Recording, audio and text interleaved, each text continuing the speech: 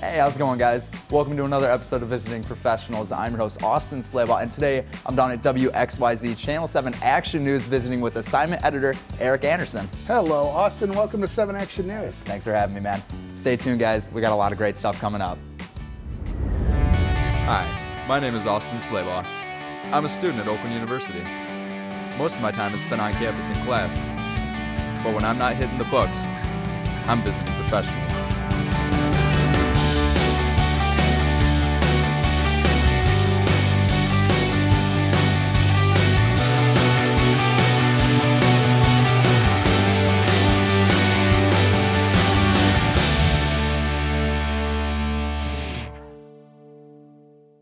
Today on Visiting Professionals, I made my way to WXYZ ABC Channel 7 to meet with Erik Anderson. Erik is a recent graduate of Oakland University who obtained a full-time position as an assignment editor. I was kindly invited to the station to learn more about Erik's role at 7 Action News and to get an inside look at the station. Hey, nice to meet you, Erik. Hey, Austin. Nice to meet you as well. You want to show me around the place? Yeah, let's go take a look. All right, sweet. Erik, there's a lot of hardworking people around here. Can you tell me where exactly we are right now? So this is the newsroom. Okay. So these are where our producers are. These are where our talent are when they're not on the air. This is where our assignment desk is, where I work. This is also where our microwave and receive room is, where all the feeds are coming in, and our studio as well. Erik, where exactly are we now? So this is the assignment desk. So this is where I spend pretty much my whole day. This is where all of the scanners are. This is where we're checking social media and Facebook. We have a fax machine, a printer to print off any kind of emails or letters that we get. We have phones. This is actually set up for 3 different people. So you have 3 different people that could be here if it's a busy day. Now, what exactly do you do here at this desk? What would you say your main job is? So this is where we're doing all the filtering of the news story. So we're checking the email, we're talking to people that call in, any faxes that may come in, any letters that come in through the mail. Everything is coming here, and this is where we're figuring out, okay, is this a story? Is it not a story? Do we need to assign a crew? Do we need to send a reporter? That's all being decided right here. So in here we have the weather department. So this is where we do stand-ups during breaking news when there's severe weather alerts and things. That's all shot right here. Behind you have the weather computer that controls the radar, the graphics, and then the breaking news weather alerts for anything that is breaking news related. So, Erik, we have a bunch of stuff going on here. Where exactly are we right now? This is master control. This is the brain center of the TV station. Everything gets sent here and then sent out to the transmitter or to the satellite service or wherever it needs to go. So this is everything for Channel 7, 7.2, 7.3, Channel 20, and our other sister station as well, and some of the satellite and cable services. Okay.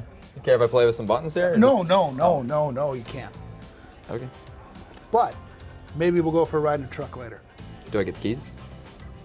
We'll see. All right, fair enough. So this is C control. This is the main control room for the studio downstairs. So whenever there's a newscast on the air, there's people in here bringing the show together and putting it on the air.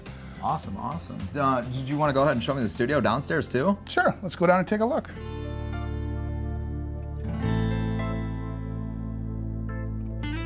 Erik, this is by far the coolest room we've set foot in today. Is this by chance the newsroom? This is not the newsroom. This is the main studio, Okay. Studio C, for all of our newscasts. So every newscast we do throughout the day is filmed in this studio right now. So you have a lot of stuff going on. You have our big wall. You have the green screen behind us, the main desk. We also have an interview set that we do interviews on when we have people come down for that. Everything that is a newscast related thing is shot in this room. Okay. I'm gonna go play with the news desk. Okay. So in this area, this is where all of our photographers' gear is stored. So behind us, this is where the cameras are. This is where all their tripods and things are. Then in here, we have more equipment for them. So you have batteries, you have other bags of things that they use in the field. That's all in this area right here as we head out to the garage. So now we're in the garage. This is where all of our live trucks are stored. This is where the photographer will come. We'll give them a truck. They jump in the truck, and then they go out to the field. Then we also do the maintenance work for all the trucks in here as well. Okay, cool. Can we go take a spin? Let's go. All right, sweet. Coming up after the break, my visit continues with assignment editor Erik Anderson as I ask him some more important questions about his career. when Visiting Professionals continues. You're watching OUTV Channel 41. OUTV aims to provide informative and professional news packages covering what's happening on and around campus. Tune in each and every day to discover new things and learn more with our educational and engaging content. And if you're looking for highly entertaining and enjoyable programming, you're on the right channel. OUTV, Oakland University's premier cable channel. From the moment they were born, they could do no wrong. Through the years, we've pushed them, defended them, tested them. They've tested us right back. They're our kids, and no matter how much they deny it, they know we've always had their back. A parent is a child's greatest influence. In these guiding moments, all we'll ever ask of them is to live a life they can be.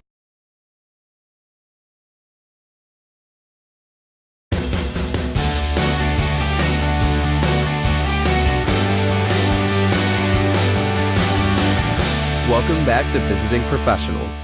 Today, I'm at WXYZ Channel 7, visiting with assignment editor Erik Anderson.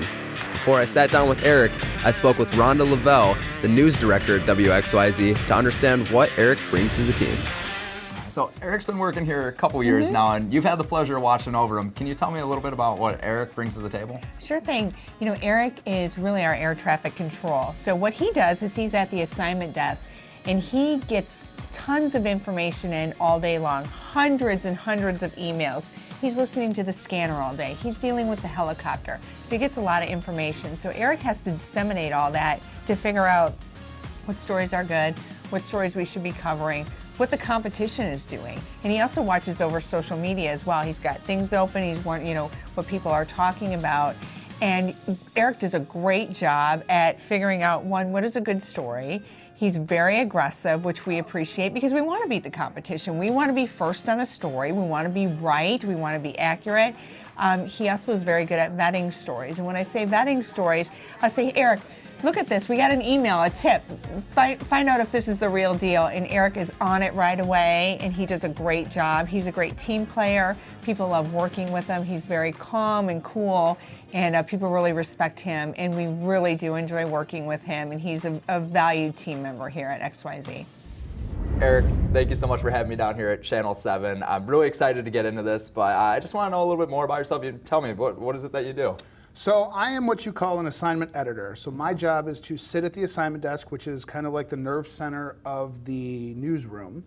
And every email, every fax, every phone call, every snail mail letter that we get, Facebook, Twitter, all of that comes through our desk. So we're kind of like the first round of filtering of, is this a news story, is it not a news story?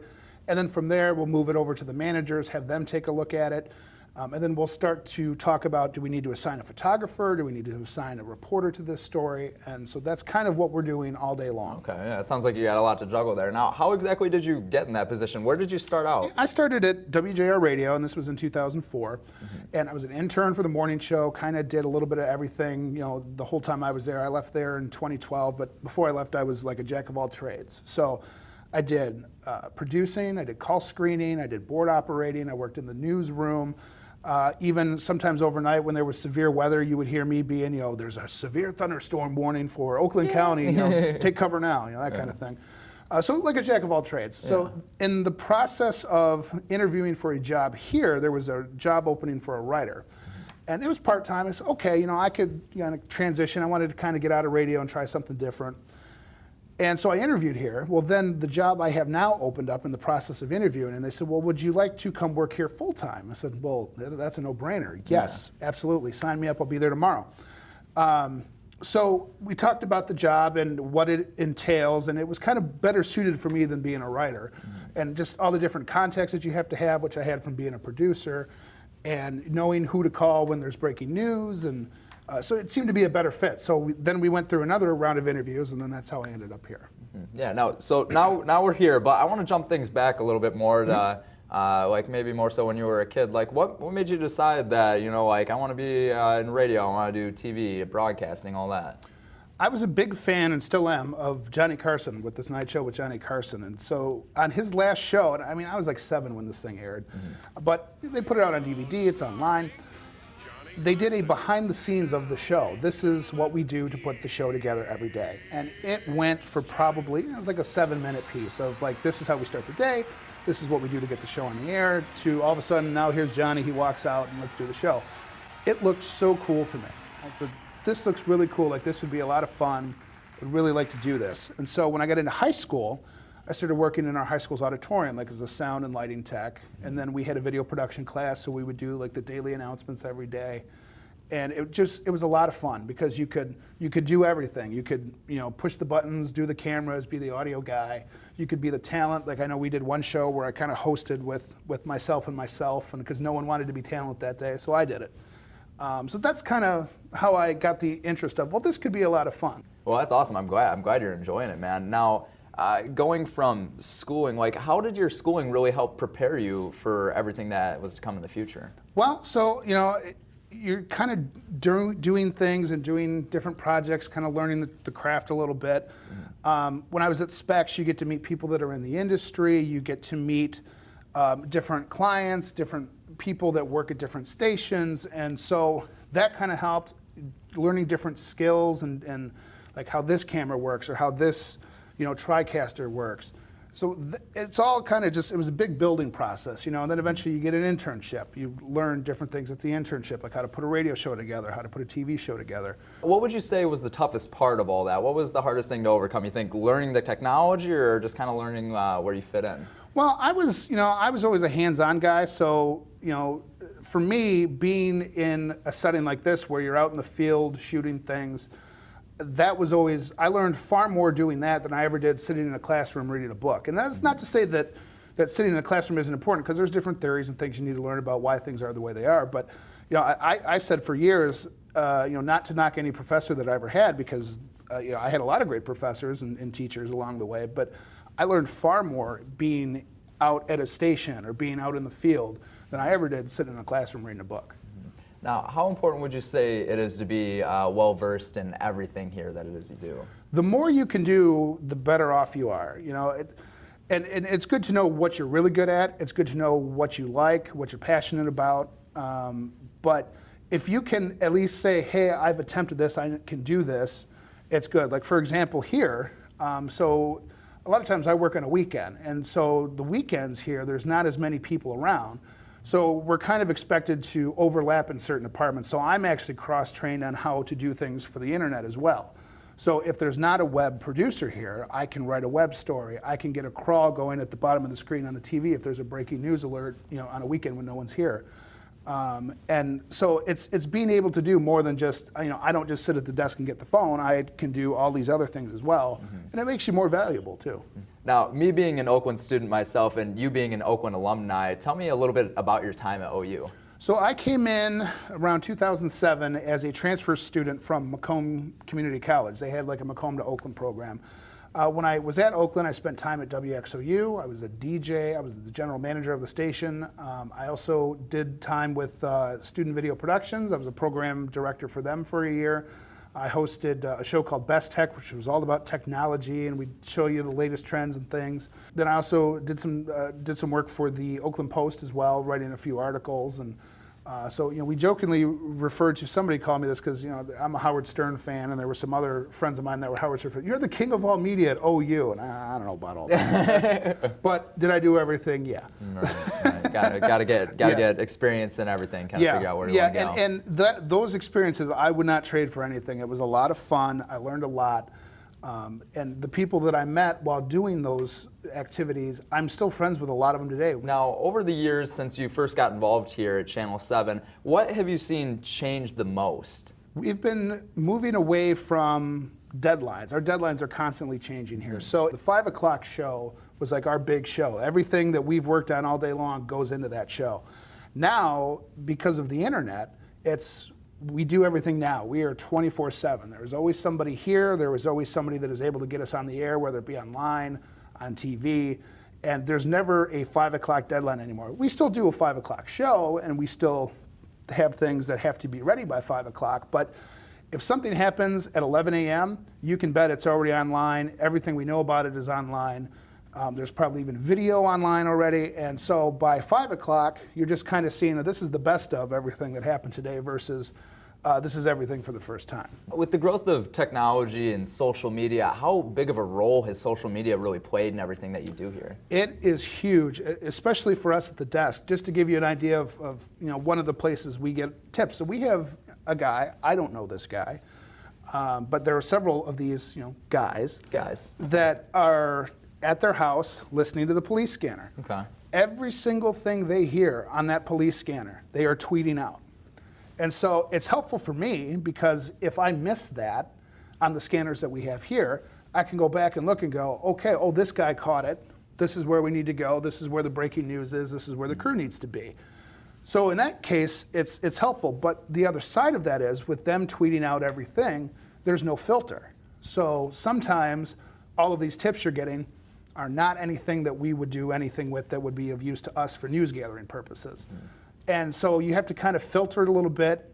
You have to kind of gamble a little bit of, okay, this is probably something, this isn't something. And that's kind of where our desk comes in because we're that filtering of is this news, is it not news. Now, being an assignment editor, where would you say that you pull most of your stories from? I would say it's a mix. It really is. There's some from social media. There are phone calls that we get. There are sources that I have that call me specifically to discuss something that they think may be a story. Our reporters always come in with ideas. Sometimes even our photographers. Hey, I was out on the street shooting this thing, and this guy gave me this info. We've even had people that just drop off press releases at the front gate. Like, here you go. Okay. But the majority is probably either through sources, social media, and then like email or phone. Now, what would you say has been the most difficult part of your job that you have to do on a daily basis? The most difficult part, and it varies from day to day because sometimes you're by yourself, sometimes you have 2 or 3 people doing this job. The hardest part is trying to confirm information and talk to people that don't want to talk to you.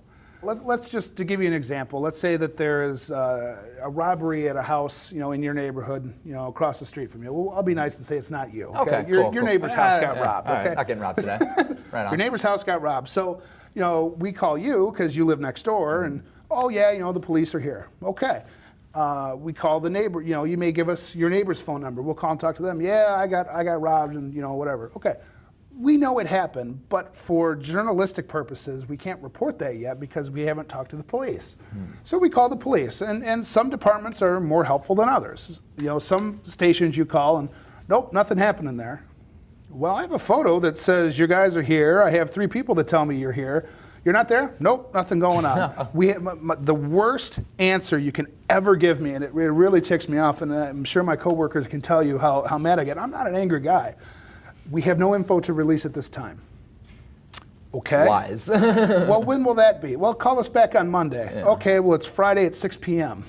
Yeah, it's not even a story at that point. But then there's other departments that you call that are fantastic. And we have a cell phone number for a person to call that is always available. And if they don't know, they know who to call and can make that call and check it out for us and find out, okay, yes, this house did get robbed. It is a big news story. Or, yeah, somebody broke in, but they didn't take anything. Probably not as newsworthy. And that's not. There's other factors that go into it too, like where is it at, when did it happen, but the frustrating thing about it is when nobody wants to tell you anything, and that's part of the job of trying to get people to talk to you that don't want to talk to you. Mm-hmm. Now, working here at Channel 7, what would you say has been something that you didn't really expect when you first got here, but now it's something that you do all the time? For me, it's. And I guess this could be true everywhere. It's not just specific to here, but in TV, it's a bigger team effort to get a show on the air than versus radio. In radio, you have a producer, a host, maybe a board operator. That's it. You got 3 people to get yourself on the air, and essentially you can do it by yourself if you have to. Here, we have writers, we have producers, we have editors, we have managers, we have the photographers, we have the talent. And it's a big group of people that are all not in this building. They're all out in the field. They're all everywhere. We may have a crew that's in Taylor. We may have another crew in Sterling Heights. Then we got somebody downtown. And you're trying to coordinate where everybody is. And to see that 5 o'clock show at the end of the day come together, when I've been here for 8 hours, gathering news and seeing, what are stories, what aren't stories, and then seeing what we actually cover, For me, the cool thing is how it all comes together, and it's like sometimes it comes together literally 30 seconds before we come on the air, and you go, we're not making it, this is it, we're sunk, that's the end of the show. You know, I'm out of work, forget it, we're done. But somehow, amazingly, it all comes together and no one knew any different. Coming up after the break, my interview concludes with Erik Anderson as I ask him some more interesting questions about his career. When Visiting Professionals continues.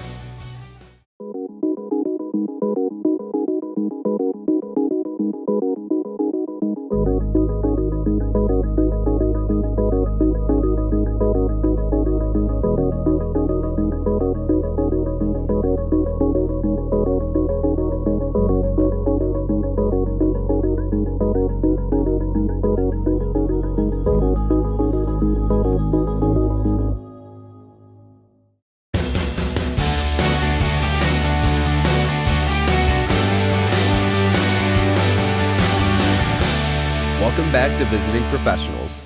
Today, I'm at WXYZ Channel 7 visiting with assignment editor Erik Anderson. I had some more important questions to ask Erik, and he was happy to answer them. Now, what's the working relationship like with other news channels around here, like Channel 2, Channel 4? So it's very interesting, and this would be another thing that I didn't really know about until after I started working here, is it's very competitive. Like, there's stories that we do that we absolutely do not want, you know, Channel 2 or Channel 4 to get. And not to say they won't get it, they'll probably get it after we air it. We want to be first, we want it to be exclusive. There's always that part of the competition. But then there's some other things that we do that we actually share resources with them. So for example, the helicopter that you see. Now you see, you know, like Chopper 7, Sky Fox, you know, Sky 4, I think it is. It's all the same helicopter. There's only one helicopter. And so the way that that works is one station each month, and it rotates, manages the helicopter. So let's say Channel 2 is in charge of the chopper this month, and there's a fire at a junkyard in Detroit on the east side. We really want to go check that out, but I don't have a ground crew to send, so we want to send the chopper. So 2 out of 3 stations have to agree. So our station, you know, somebody from our desk will call Channel 2's desk and say, hey, we want to fly to this, here's the address, can we go? If Channel 2 says yes, we're going. If they say no, then Channel 2 still has to call Channel 4 and say, can we go to this? If they agree, we're going. If they vote no, then we're not going. We've been voted down because we don't have the 2 out of 3. So that's one way that we kind of share resources. The other thing we do is we have what we call LNS, which stands for Local News Service. So we share 4 photographers between us and Channel 2. So Channel 2 has 2 photographers they provide. We have 2 that we provide. So from the hours of about 7 a.m. to about 9 p.m., there are 4 photographers that we share that will go out and shoot, you know, one story, but we both get the same video. And it's useful when you have a press conference that everybody's going to cover, everybody's going to get the same video. And in that case, both 2 and us have to agree to, here's what we want to send. And there's a planning editor that kind of handles the management of that. This is what we want to cover. He'll figure it out the day before, so it's pretty well set. But then, like, when I come in nightside, that photographer that's shared may not be assigned. So then their desk, our desk, we have to have a phone conference of, okay, here's what we want to cover tonight, here's what we want to cover tonight, then we agree on something, and then we send them. Something that they don't like, they'll be back.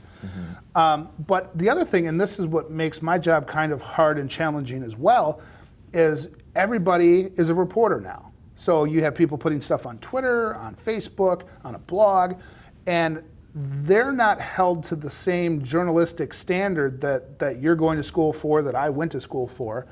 And so they're not required to do the same checking that we do, the same fact usage that we use. And so they can just say whatever. So then I have to go and verify that of, did this happen, did it not happen? I mean, I'll give you just an example of the other day of, we got an email from Macomb County, from their public relations officer that they have for the county. And he said, hey, if you guys get this email or a call about the story, it's completely wrong. And we said, okay, well, what is it? Well, there's this website, and it's like abcnews.us. And it has a story about Macomb County, how this guy was working at a morgue. He took a nap on a gurney, and it wasn't a morgue, I'm sorry, it was a funeral home and a cremation service company. So he was taking a nap on a gurney, and one of his employees didn't know that he was in a gurney and taking a nap, and they put him into the crematorium. this is what is on the web, right? And it looks legit.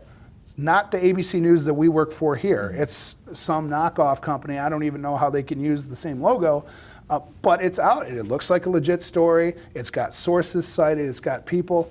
But it never names the crematorium to tell you where it is. All it has is the name of the city, and totally fake.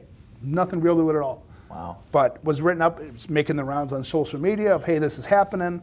And so they were, the county called us to A, give us a heads up of, hey, this never happened, but B, if you get anybody calling about it, it didn't happen. Mm-hmm. So there's a whole nother level of, I see people that put stuff out on social media all the time. It's their side of it. It's not necessarily wrong, but there's more to it. Mm-hmm. And so you have to do that digging and that filtering to try to really check stuff out, and you have to really be careful because you can get burned.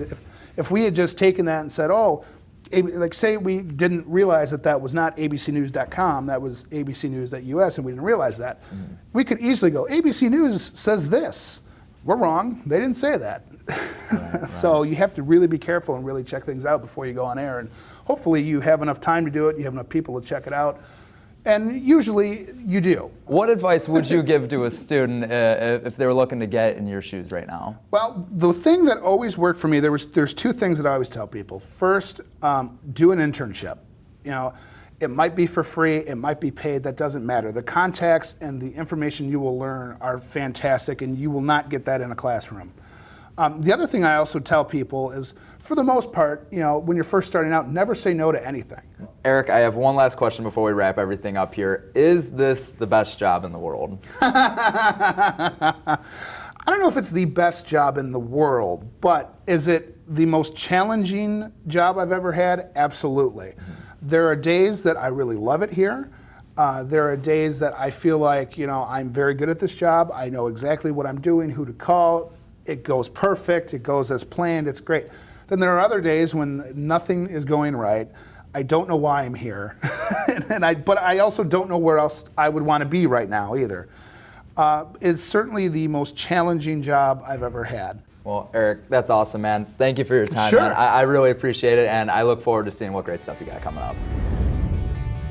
Thank you for tuning in to another episode of Visiting Professionals. I'd like to give a special thanks to Channel 7 and Erik Anderson. Until next time, guys, I'm your host, Austin Slaybaugh, signing off.